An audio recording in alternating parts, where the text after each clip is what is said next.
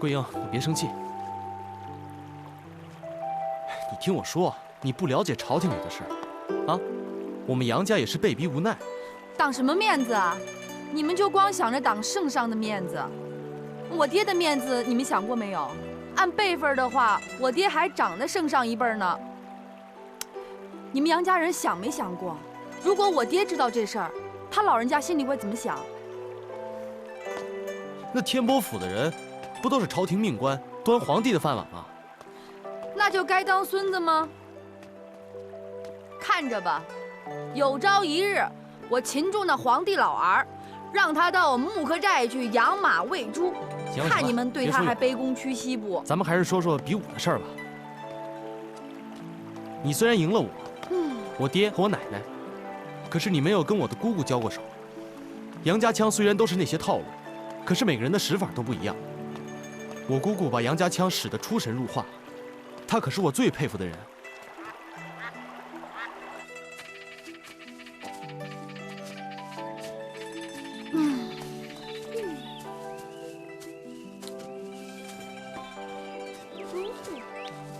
宗宝，我想木刻寨，想我爹了。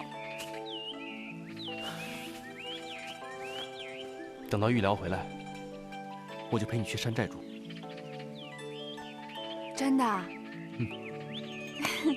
木刻寨比城里好多了。你说这儿的树美不美？我们木刻寨的树比这儿美100倍呢。除了冬天呀，漫山遍野的野果子，你想吃什么有什么。哎，还有我们那个后山那个泉水，那里的鱼啊是又肥又大，不知道多鲜呢。你都没吃过。你说你们城里有什么好呀？除了人就是人，挤得跟猪圈一样。宗宝，我从小就在山寨里长大，自由自在惯了。你说真的到了城里，我能适应吗？其实有时候我都可怜你。你说你们朝廷里的人吧，多可怜，见到皇帝老儿卑躬屈膝，耷拉个脑袋，跟孙子一样。我说实话，我们木刻寨的马都比你们高贵。哼。你说的也有道理。小的时候，我看见我爹，还有那些朝廷大臣，对皇帝卑躬屈膝的，我一开始也大惑不解，可是后来慢慢就习惯了。那还不简单了？那就像这马戴上了脚铐，狗拴上链子一样的。不对呀，你把我们全家人都给骂了。哎呀，我不是故意骂你们的，我说的是大实话，你自个儿想想是不是这道理吧？你说的吧，好像也有那么一点道理。哎，桂英啊，你想想看，你进了天波府以后，咱们就能天天在一块儿了。我们可以一起研读兵法，一起习武，还可以像我爷爷奶奶一样驰骋疆场，多过瘾啊！我就想跟你在一起。我也是。八显王啊，宗宝疯疯癫癫，是老身教育无方啊，老身向你赔个不是。是啊，太君太客气了，咱们两家相交甚好。本王一直把宗宝当儿子，原想宗宝和公主成亲，咱们亲上加亲。可宗宝喜欢桂英，也很好，只不过本王不知道，把事情办得有些复杂了。王监军，延昭感激您呐。以前虽然我们交往不多，可是这次延昭挂帅和宗保之事，都得到了王监军的鼎力相助。延昭在此深表谢意。哎，杨元帅这话，庆龙可承受不起呀。说实话，我之所以这么做，都是出于为公。再说，若辽军进犯，朝廷也确实无挂帅之人呐。我只不过是说了句实话而已。圣上拜您为帅，让我做粮草押运官，把咱们俩可是拴在了一起呀。咱们可真谓是一荣俱荣，一损俱损呐。正是啊。宗保乃御敌前锋，若有闪失，对御辽作战关系重大。本官怎么会不知道其中的利害关系呢？有王监军这句话，本帅领兵出战，也就无后顾之忧了。我王庆龙无才，为官多年没见半点功业，这次沾杨元帅的光，御敌回来也算是有功之臣了。啊！来，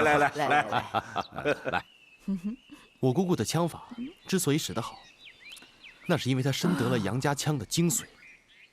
她从来都不墨守成规，形成了快、猛、多变之风。我跟我姑姑交手的时候，我颇感吃力，稍不留神就会被她挑下马。宗宝，咱不是说你姑姑了啊，看咱俩刚见面不久，亲热还没亲热够呢。可是现在不是亲热的时候，你这样会输给我姑姑的。切，你怎么知道我赢不了她呀？那就凭你掉以轻心。哎呦，骄兵必败，这是兵法要则。这兵法上都说了，知己知彼才能百战不殆。你都不了解我姑姑，如何胜她？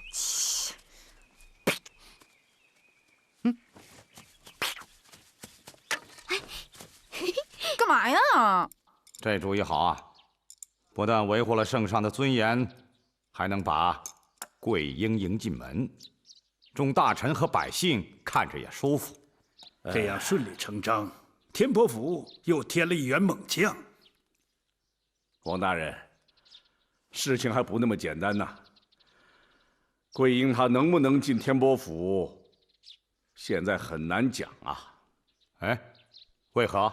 虽然她武艺不错，可是要想过七娘八妹这两关，也非易事啊。哎，还真打呀！哎，做做样子，遮人耳目得了。七娘八妹打不过桂英，和桂英较量，那是真刀真枪啊！嗨，用得着吗？您发句话不就完了吗？哎，老身的话他们听不进去了。这样也好，省得外人说咱们天波府是耍花招、走过场。来，我跟你说说我姑姑的特点。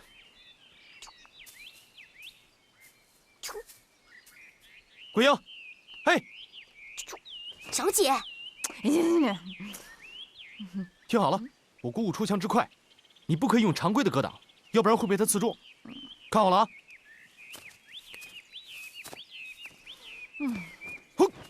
这，嘿，这，宗宝，公主是不是特别喜欢看你练功啊？你想说什么？你动作潇洒，她肯定是被你这点迷住的。你想什么呢？听本将军给你讲。啊，你讲。听着，我姑姑的第二个特点，那就是狠。她善于挑枪，你一定要握住大刀，要不然很容易被她挑下去。哎，干嘛呢？八妹，柴郡主和公主的娘亲同姐妹，她找个理由搪塞，情有可原。你说你跟着起什么哄啊？你们都说她功夫了不得，我就不信了。再说了，她一个乡村姑娘，她那行为举止做派能和公主相比吗？人家桂英又不跟你过日子，宗宝喜欢就好了，你别跟她瞎操心。那可不行，宗宝是我侄子，我当然得操心了。那丫头太疯狂了，战败了你俩就以为天波府没有人了。我要不压着她，进了天波府还不上房揭瓦啊？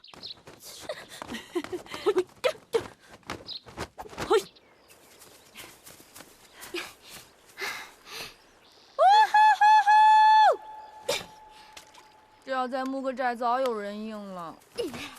桂英，我看我跟你说的枪法，你半点都没有听进去。宗宝，我怕进天波府，输了正好回木克寨。为什么呀？这不是你的脾气。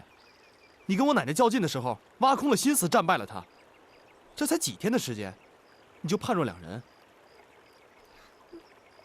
你想听实话吗？我这一想起你爹娘啊，我这心里就发怵。你想想看，我擒过你爹，拍过他脑门，拍过他屁股，这要是进了天波府，低头不见抬头见的，多别扭啊！还有你娘，她一直把公主当成她亲生闺女一样。你想，这公主变成了野丫头穆桂英，她心里得多别扭啊！唉，所以这招降啊，只是个借口，他根本不想让我进杨家的门儿，这才是实情呢。桂英，我向你发誓，他们就是为了皇上的面子。行了，你别说了，行吗？小姐，别管真假，你得战胜杨八妹。是啊。为什么呀？哎，你要让杨家人知道杨将军选对了人呢，是不是啊？哎，对。嗯。还别说，彩云说的有点意思哈。那是，还是彩云聪明。那当然了。哎，这样吧，我们现在练给你看，行吗？来，彩云，走。哎，快点，来，哎，来呀！别来虚的，告诉我穆桂英的刀法。我和三娘告诉你不难，不过我们都喜欢穆桂英，都盼着娶她进门。如果我们告诉了你，你战败了桂英，我们岂不是事与愿违了？二位嫂嫂多心了，她要是能与我抵挡一番，我自然也会替她说情了。怎么可能呢？你一直喜欢公主，怎么可能替桂英说话呢？啊？哎，那不一定啊。现在辽兵压境，杨家需要将才。既然你这么说，我就告诉你。不过，说话得算数。哼，好。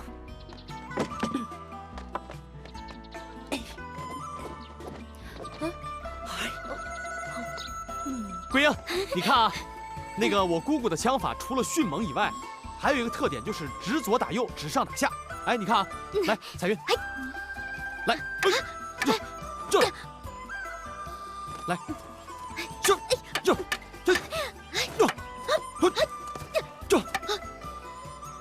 嘿嘿，来，你来感受感受。不用，我看就行了。不练哪成啊？咱俩是新婚燕尔，这刀枪相见的不吉利。掉以轻心哪有什么新婚呢？哎呀，我看着呢，不就是大名鼎鼎的杨八妹吗？一只手就让她溜溜转，你信不信？哎，你太小看我姑姑了。想当年，她一个人挑下了10几个敌将呢。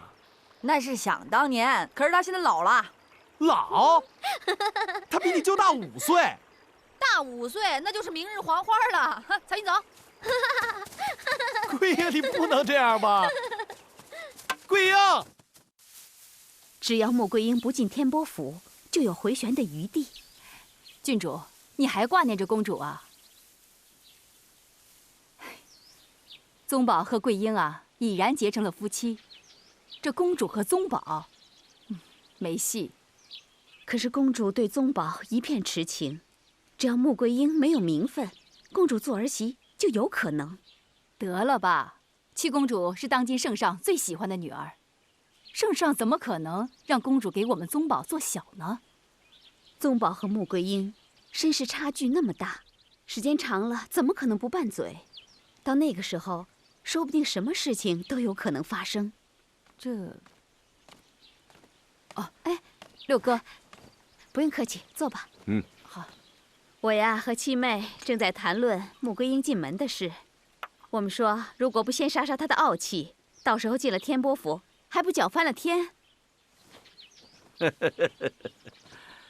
你们呐，你们就没看出来，太君是多么喜欢桂英，战败了她，不要说宗保佑没完没了，太君也会生气呀。可这毕竟是咱们家的事啊，要是惹怒圣上，咱们天波府就有麻烦了。八妹，哥，快来尝尝明前的新茶。哥，你给我说说穆桂英的刀法。哎呀，八妹，让你哥难堪了。这怎么了？哎呀，六嫂，想让我阻止穆桂英进府，就别顾及我六哥的面子啊。行了行了，你们的事儿我不掺和。哎呀，这穆桂英根本不是你的对手，你用得着问完大嫂问三嫂又问你哥吗？原来小妹也没高看这野丫头，可她毕竟战败过宗保和六哥，我又听大娘和三娘讲了她的刀法，我哪敢小看这妮子？哎，排风不是跟他交过手吗？你可以问问排风啊。哎，对呀，排风，走了，慢点儿。哎，慢点儿。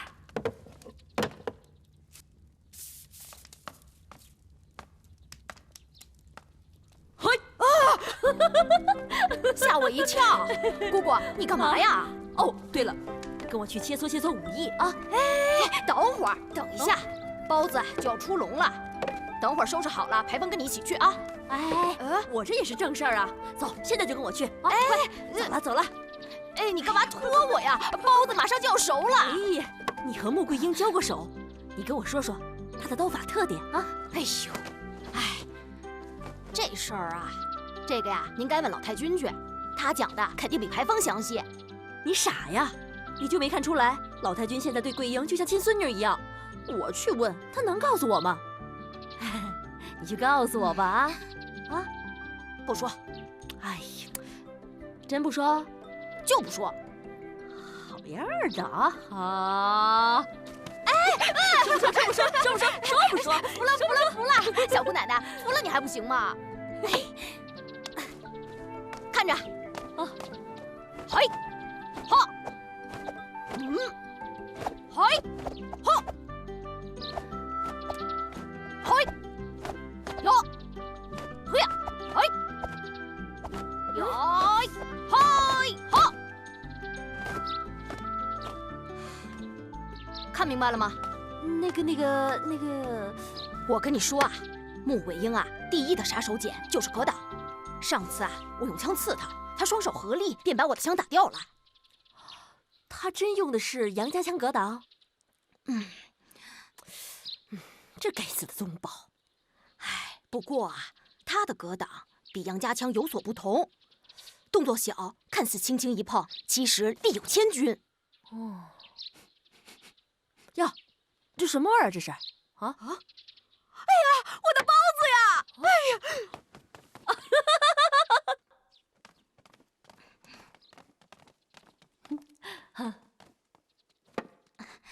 哎，排风，你这蒸的包子还是烧的木炭啊？哎，嫂子，不怨排风，是我拉他去切磋武艺去了。是啊，我觉得包子糊了，这馅儿更好吃。对，我们也许久没吃到这种糊味儿了。好吃。你尝尝。哎，你别说啊，还真有一股糊香味儿啊！我在这儿都闻到香味儿了。哎呀，真香！你们把心思全放在穆桂英身上了，难道我不知道吗？哎呀，娘，你想教训就教训女儿我吧，别跟嫂子们过不去了啊！排风啊，哎，你别跟老身了，去跟你姑姑和婶娘们去吧。奶奶，排风任你打任你骂，你可千万不要赶走排风，千万别赶走排风，奶奶。就连你都不跟我一个心眼儿了，我能要你吗？奶奶，排风错了。走吧，走吧，排风错了，走吧。错了，奶奶，排风错了，奶奶。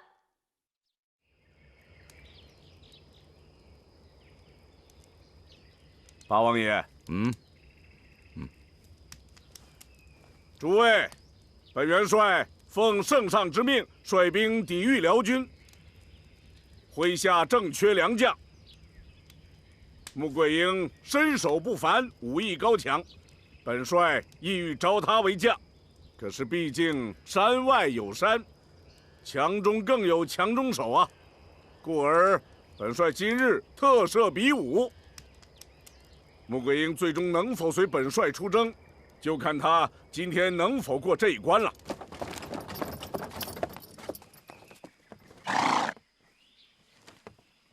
公主慢点。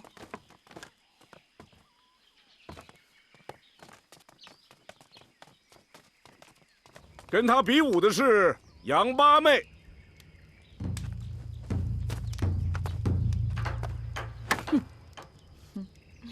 杨八妹曾在边关征战多年，挑落过几十名辽将啊！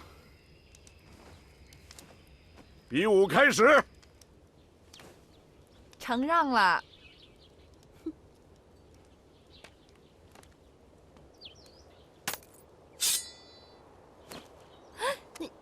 桂英，穆桂英，你为何要想用佩剑呢？怎么了？难道你不知道兵器上一寸长一寸强的道理啊？知道啊。知道为什么还不用你的大刀啊？我用大刀有点欺负人了。这丫头，简直不知道天高地厚。桂英，你也太狂妄了。杨八妹，乃大宋骁将。你用佩剑，胜败已经分明。可杨八妹胜之不武。我要是用了大刀，那才叫胜之不武呢。此话怎讲？穆桂英年轻，八妹呢是长辈。我这要用大刀的话，那不是年轻人欺负年纪大的人吗？穆桂英，八妹还是个大姑娘呢。穆桂英，你竟敢如此侮辱人！七娘，好了，穆桂英啊，你用佩剑可是你自己的选择，本帅不再多说什么。比武开始。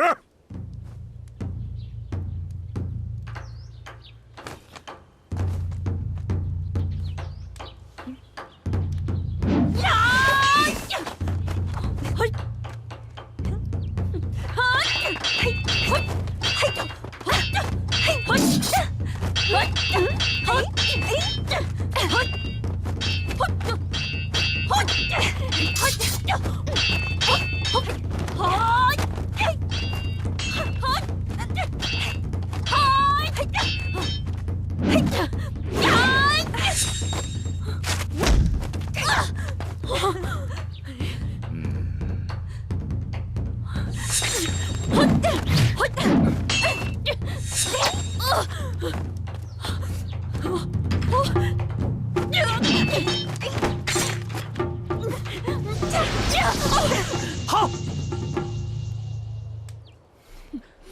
对不住啦。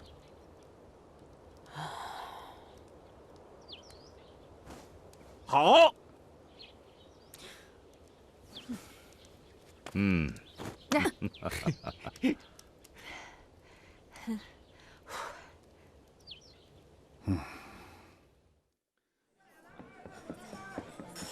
不许耍赖啊！都得干了，一口闷，来干干。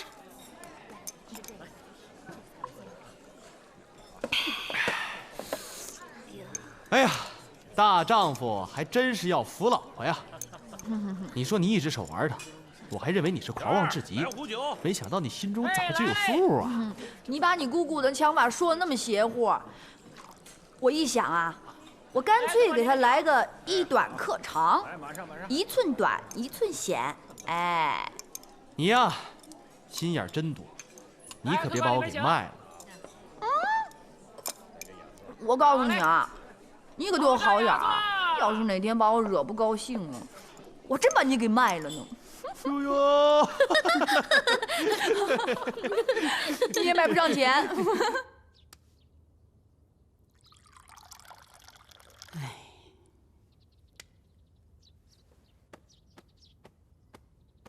两将交手，并非全都是比武艺，还得比技法。论武功，你和桂英不相上下，可是论技法，这相差太远了。你苦心琢磨桂英的大刀技法，可是她呢没用大刀，她改用佩剑了。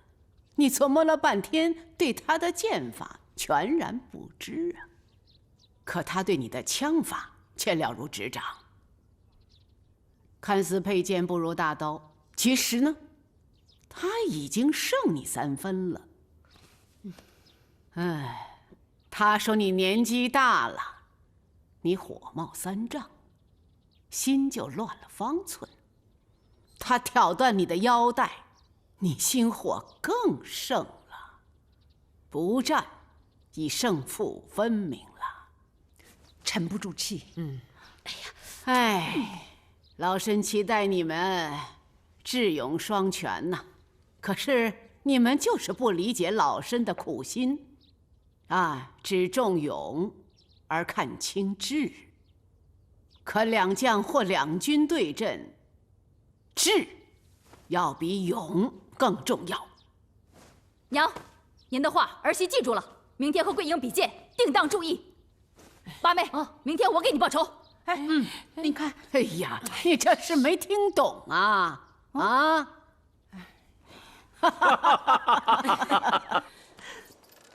这射箭啊，讲究心平气和，千万别中了他的激将法。桂英这丫头鬼点子特别多，而且还得提防她其他花招。知道了，给。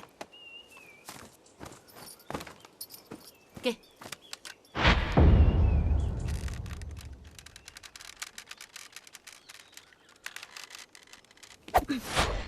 好，哎，好。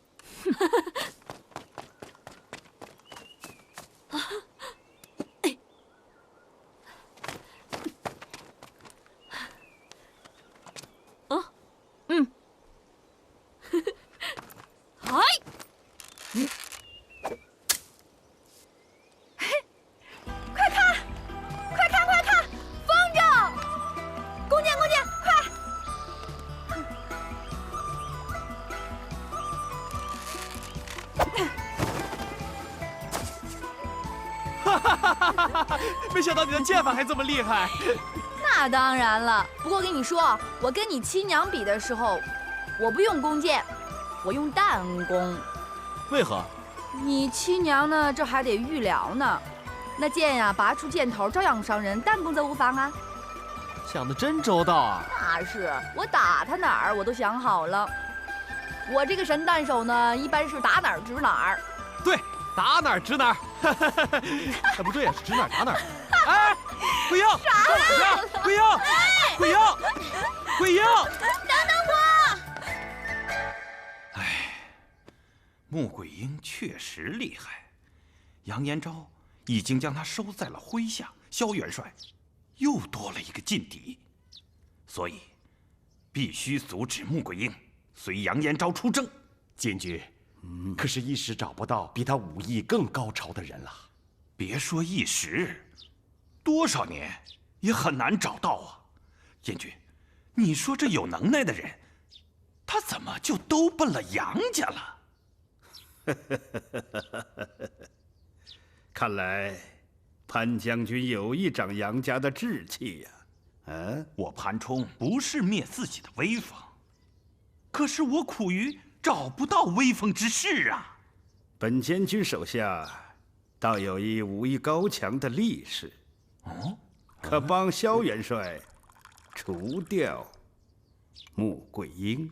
您说的可是那前年打死武状元的力士？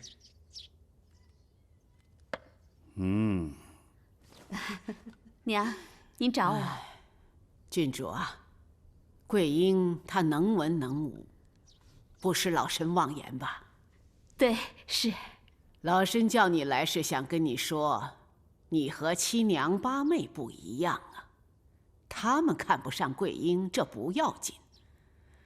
可是你当婆婆的看她不顺眼，这事情就麻烦了。老身知道你把公主当女儿，可是事情已经到了这个份儿上了，再有其他想法就不应该了。娘说的是，虽然桂英的家境和我们天波府大不相同，可她出奇的聪明，她和宗保如此相爱，做你儿媳，你应该高兴才是啊。对呀，你是不了解桂英，你要是了解了桂英，你就会喜欢上她的。他们俩说的都是肺腑之言呢。哎，你琢磨琢磨，你就会觉得老身和你两个嫂嫂说的话都是在理的。是我当然听娘和两位嫂嫂的。好，驾！这。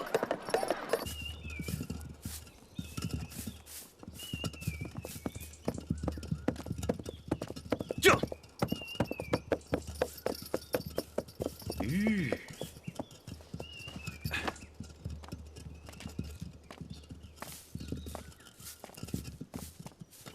壮士可是当年打死武状元的英雄豪杰？没想到如此大力士，竟沦落成乡间草民。本人喜欢乡野，不愿入仕为官。现在辽军进犯，正是用人之时。不知道壮士还有没有当年的功夫？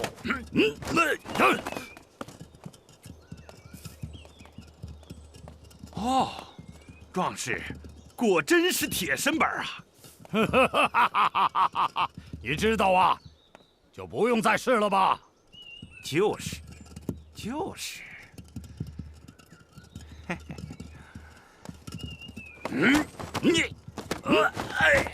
哎呀！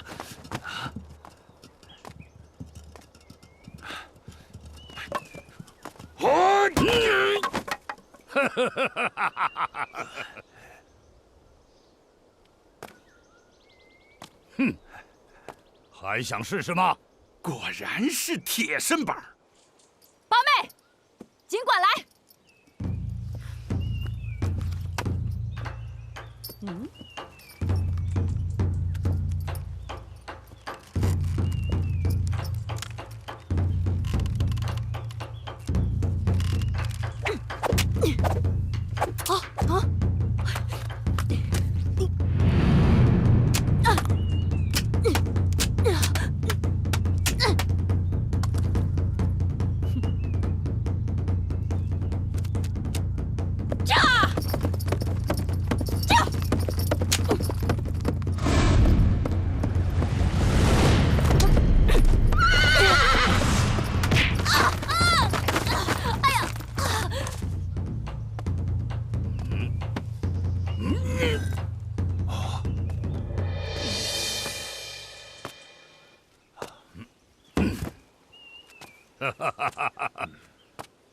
坐。练功千日，用在一时啊！田壮士，现在可就是你出人头地的最好时机呀！王监军善待小人，小人愿意跟他做牛做马。好。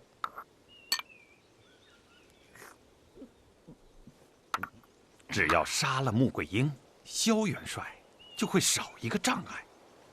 等辽军进军中原，王监军定会委你重任。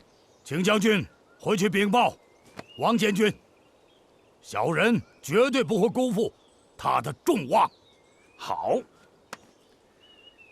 壮士当年没有入仕，是聪明之举啊。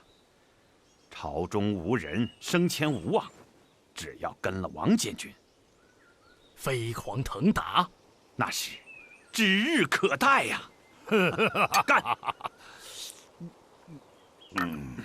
小人也是这么想的，所以隐姓埋名，就等这个机会呢。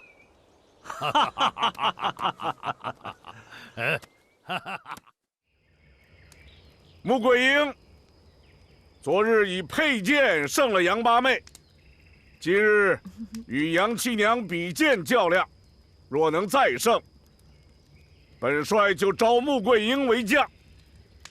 比武开始。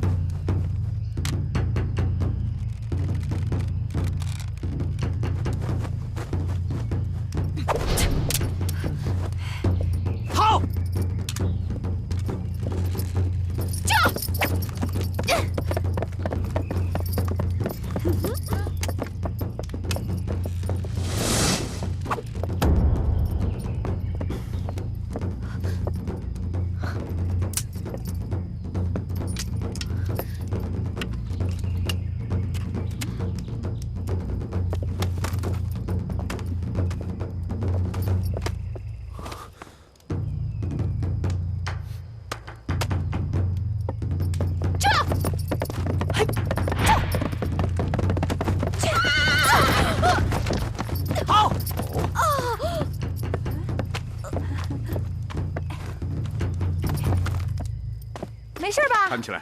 来，快起来。呀，对不住了。好，比之此时谁高谁低，以见分晓。杨元帅就抱定决心吧。好。穆桂英果然武艺不凡，不负众望啊！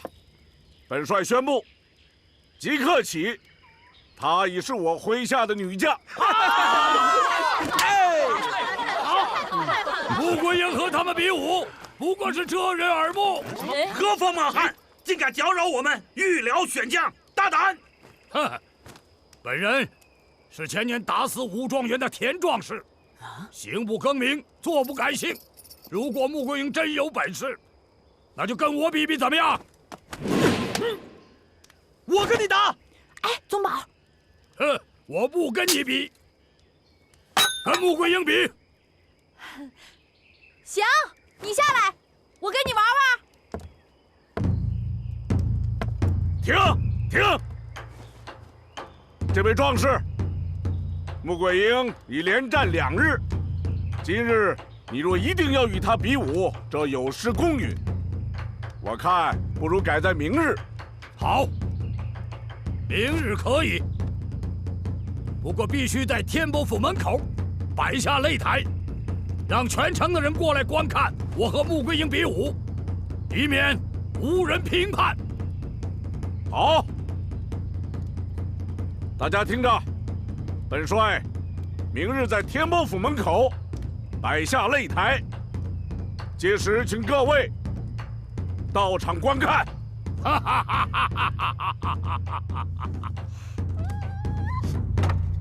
本帅已招你为部将，可是天有不测风云，谁想到这半道又杀出个程咬金来。本姑娘已经许久没有与人切磋拳脚，有人陪玩，正好消遣。穆姑娘切不可小看此人，前年她一路过关斩将，打败了所有前来竞争的对手，致使1死2伤。据说死者就是前年的武状元。此人呢，2年前就销声匿迹了，老身就觉得蹊跷。今日出现，老身断定是他人指使。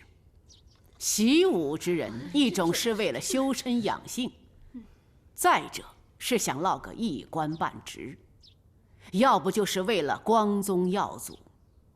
他胜了武状元，可使他变得无影无踪，岂不怪事啊？招桂英入天波府是为了出征御敌，可是他这时候出现，绝非巧合。所以桂英与他之战，定要取胜。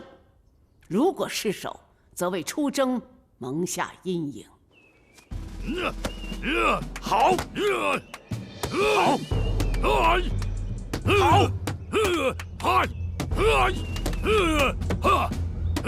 好，现在可不是你心疼媳妇的时候，就看你的了。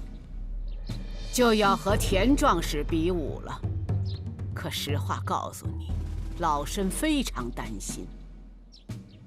就算你18般武艺样样精通，可是你们这次的比武是要赤手空拳，面对一个体魄与你悬殊的强敌。现在你们要拿出你们的看家本领，点到为止，让大家见识见识。那就开始吧。是。